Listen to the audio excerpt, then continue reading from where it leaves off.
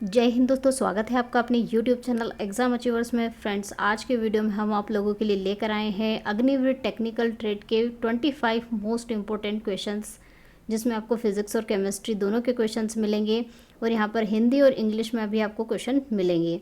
और इन क्वेश्चनों को फ्रेंड्स मैंने बहुत ही आसान तरीके से आपको एक्सप्लेन करने की कोशिश की है, तो वीडियो को लास्ट तक देखिए बिना किसी स्किप के। और अगर आप चैनल पर नए हो तो सब्सक्राइब करना ना भूलें और नोटिफिकेशन बेल को भी प्रेस करना ना भूलें, ताकि आपको लेटेस्ट वीडियो के नोटिफिकेशन मिल सके। तो चलिए वीडियो को शुरू करते हैं। कैंडला मात्रक है, the unit of candela is, किसकी यूनिट है फ्रेंड्स? कैंडला। तो इसका राइट आंसर होगा ज्योति तीव्रता यानी कि ल्यूमिनियस इंटेंसिटी की। और फ्रेंड्स, यहाँ पर हम बात करते हैं कि ज्योति तीव्रता होती क्या है। तो ये जो आपको बल्ब दिख रहा है, इस बल्ब में ये जो पर्टिकुलर सॉलिड एंगल बन रहा है, इस एंगल में कितना फ्लक्स निकल रहा है इस बल्ब से, इन दोनों का जो अनुपात होता है उसे कहा जाता है ज्योति तीव्रता यानी कि ल्यूमिनस इंटेंसिटी।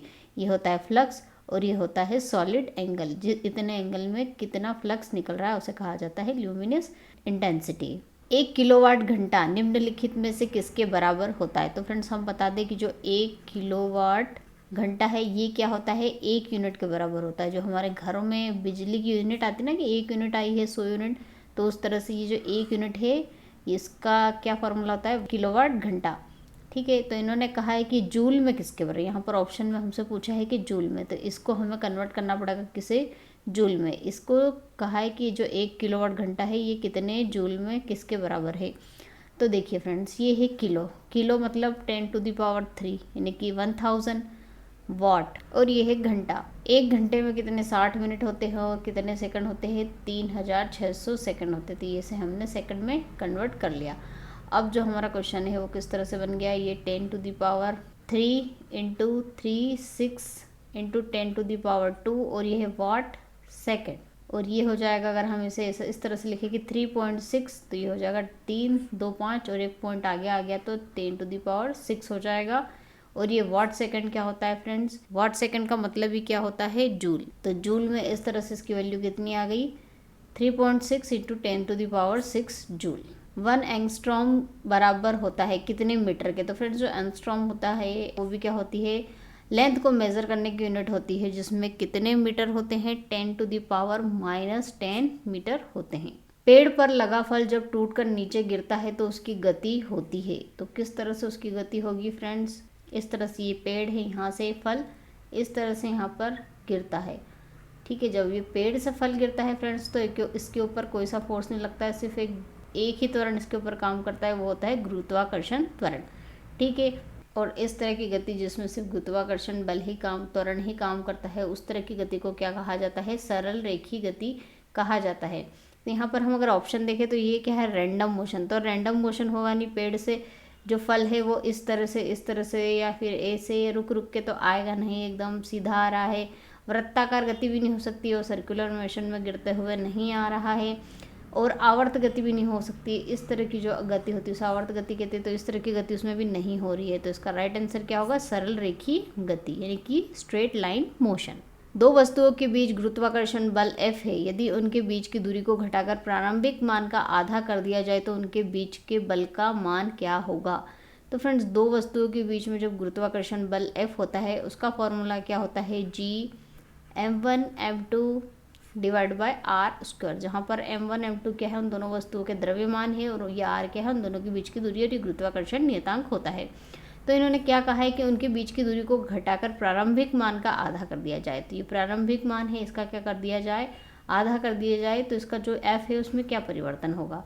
तो ये जी एज इट इज़ लिखा, m1 में और m2 में भी कोई चेंज नहीं हुए हैं। r क्या हो गया है? आधा हो गया है, तो ये स्क्वायर करा आगे और इसे सिंप्लीफाई कर दे तो जी m1 m2 ये r² और ये 4 हो जाएगा, स्क्वायर करके ये ऊपर चला जाएगा, तो ये जो हो जाएगा 4Gm1 डिवाइड बाय r²। तो ये जो ये था ये क्या था? ये f था। तो ये जो f था उसका कितना हो गया है? आधी करने पर 4 गुना। तो इसका राइट आंसर होगा 4f। चलिए नेक्स्ट क्वेश्चन देखते हैं। दो वस्तुओं के बीच गुरुत्वाकर्षण बल निर्भर नहीं करता है। तो अभी मैंने बताया कि जो गुरुत्वाकर्षण बल होता है वो उसका फॉर्मूला क्या होता है? Gm1m2 divide by r²। जहाँ पर ये क्या है? फोर्स है, ये है gravitational constant, universal gravitational constant है। m1 m2 उन दोनों के द्रव्यमान यानी कि मास है, और r उन दोनों के बीच की दूरी है। तो यहाँ पर उन्होंने कहा किस पर निर्भर नहीं करता है, तो उनके द्रव्यमान के गुणनफल पर तो निर्भर कर रहा है, उनके बीच की दूरी पर भी निर्भर कर रहा है, गुरुत्वाकर्षण नियतांक पर भी निर्भर कर रहा है। तो फिर ये किस पर निर्भर नहीं कर रहा है, उनके द्रव्यमानों के योग पर, यानी कि m1 प्लस m2 पर ये निर्भर नहीं कर रहा है। तो राइट आंसर क्या होगा, ऑप्शन थर्ड। नदी में लकड़ी जिस ऊर्जा के कारण बहती है वह क्या होती है। तो फ्रेंड्स, नदी जो बहती है तो नदी में क्या होती है, गति होती है।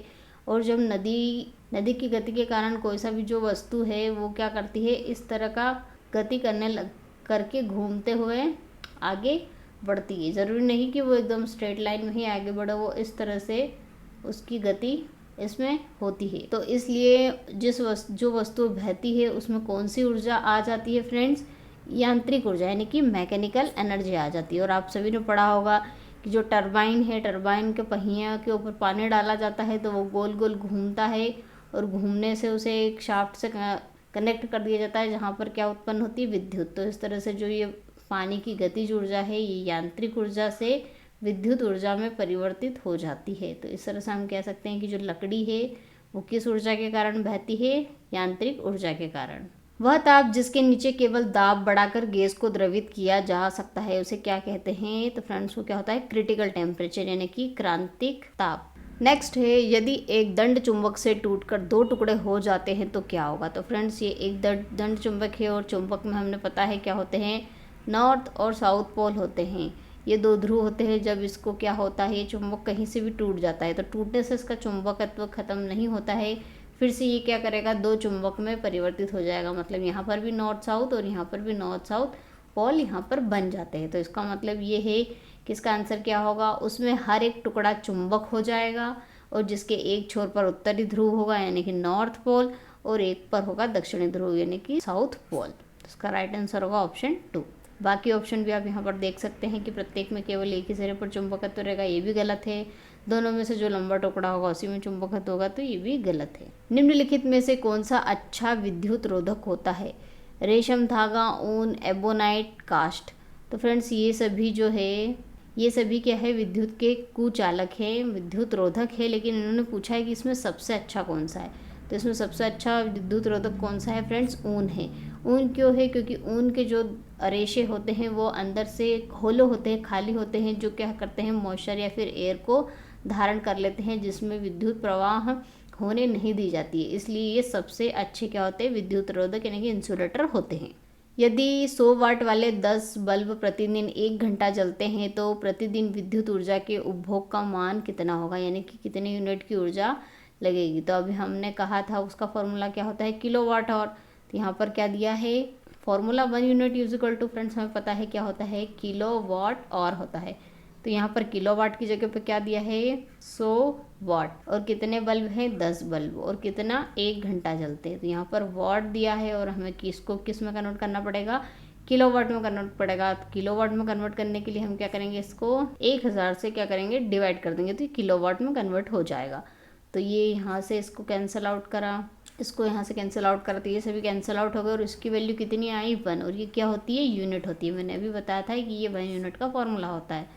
तो इसलिए जो प्रतिदिन उपभोग का मान होगा वो कितना होगा, 1 यूनिट। ध्वनि और आयाम द्वारा अभिलक्षित होते हैं। तो फ्रेंड्स, जो ध्वनि होती है उसके 2 कैरेक्टरिस्टिक, उसकी 2 विशेषताएं कौन कौन सी होती है, मुख्य विशेषताएं। एक तो होती है फ्रेंड्स इसमें क्या, आवृत्ति यानी कि फ्रिक्वेंसी, और दूसरा होता है आयाम, ध्वनिक यानी कि एकॉस्टिक। यह विज्ञान की शाखा है जो निम्नलिखित से संबंधित है। तो फ्रेंड्स, जो एकॉस्टिक है वो विज्ञान की शाखा किससे संबंधित है, ध्वनि यानी कि साउंड से।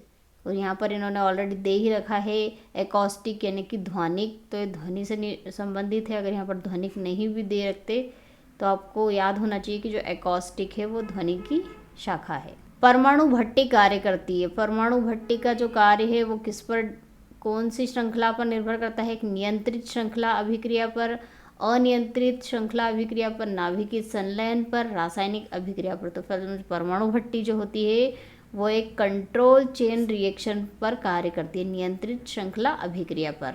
परमाणु भट्टी में मंदक के रूप में क्या उपयोग किया जाता है, तो फ्रेंड्स परमाणु भट्टी में जो मंदक है यानी कि जो रिएक्शन को कंट्रोल करते हैं उसके रूप में किसका उपयोग किया जाता है? ग्रेफाइट एवं भारी पानी का, हेवी वाटर का।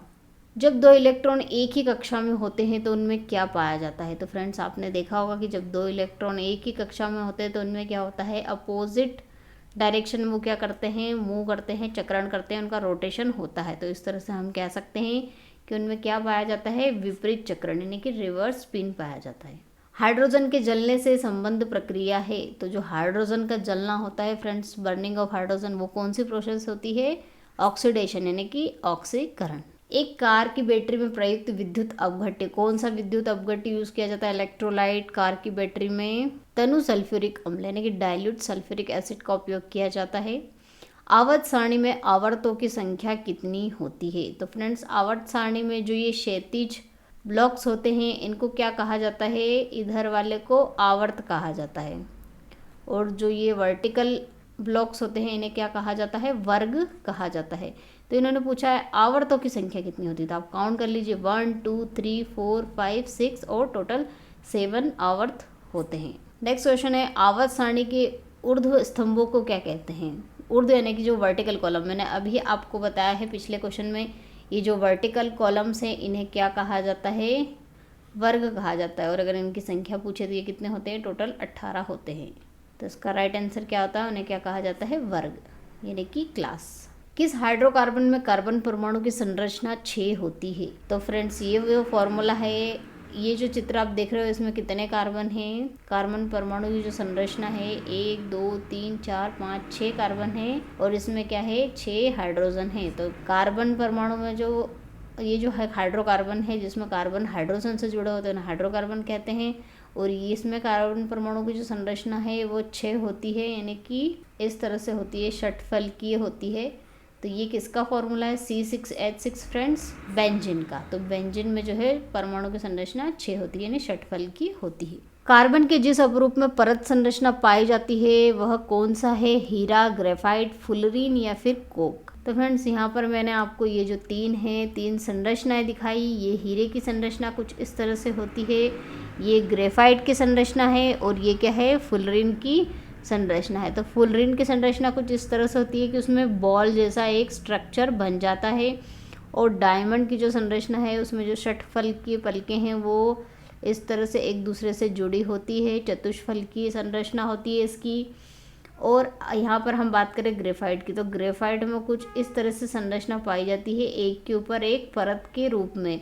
तो इस तरह से हम कह सकते हैं कि जो परत संरचना है वो किस में है? ग्रेफाइट का राइट आंसर होगा ग्रेफाइट। कोलाइड है, तो फ्रेंड्स कोलाइड क्या है? एक विषमांगी मिश्रण है, समांगी मिश्रण, एक यौगिक, या फिर इनमें से कोई नहीं? तो फ्रेंड्स कोलाइड मिश्रण जो है वो समांगी मिश्रण और विषमांगी मिश्रण इन दोनों के बीच का मिश्रण होता है, लेकिन इसमें जो गुण पाए जाते हैं वो किसके पाए जाते हैं? विषमांगी मिश्रण के। इसलिए हम कह सकते हैं कि जो कोलाइड है वो क्या है? एक विषमांगी यानी कि हेट्रोजीनियस मिक्सचर होता है। और अब हम यहाँ पर बात कर ले कि समांगी मिश्रण क्या होता है और विषमांगी मिश्रण क्या होता है। तो समांगी मिश्रण के जो कण है उनको हम खुली आंखों से नहीं देख सकते, विषमांगी मिश्रण को हम देख सकते हैं। पीतल है, पीतल क्या है फ्रेंड्स? तो पीतल हमें सबको पता है क्या है? एक मिश्रण है, और ये किसका मिश्रण है? एक मिश्र धातु है, जो कि किसका मिश्रण है? जिंक और तांबे का, इन दोनों का मिश्र धातु होता है। मार्बल का प्रयोग भवन निर्माण सामग्री के रूप में किया जाता है और मूर्ति बनाने के लिए भी इसका उपयोग किया जाता है। तो इसका जो रासायनिक नाम है मार्बल का वो क्या है? तो फ्रेंड्स रासायनिक नाम मार्बल का है कैल्शियम कार्बोनेट, जिसका फॉर्मूला होता है CaCO3, जिसे चूना पत्थर के नाम से भी जाना जाता है। बहुत आवश्यक तत्व है फ्रेंड्स ये, और जिसे संगमरमर भी कह सकते हैं। तो फ्रेंड्स ये थे आज के 25 फिजिक्स और केमिस्ट्री के इंपॉर्टेंट क्वेश्चन, और इसी तरह के इंपॉर्टेंट क्वेश्चन आपके लिए हम हर वीडियो में लेकर आते हैं। तो आई होप वीडियो आपको अगर पसंद आया तो लाइक कीजिए, चैनल को सब्सक्राइब कीजिए, और नोटिफिकेशन बेल को प्रेस करना ना भूले, ताकि लेटेस्ट वीडियो के नोटिफिकेशन आप तक पहुंच सके। मिलते हैं नेक्स्ट टॉपिक के साथ नेक्स्ट वीडियो में, तब तक के लिए जय हिंद, जय भारत, वंदे मातरम।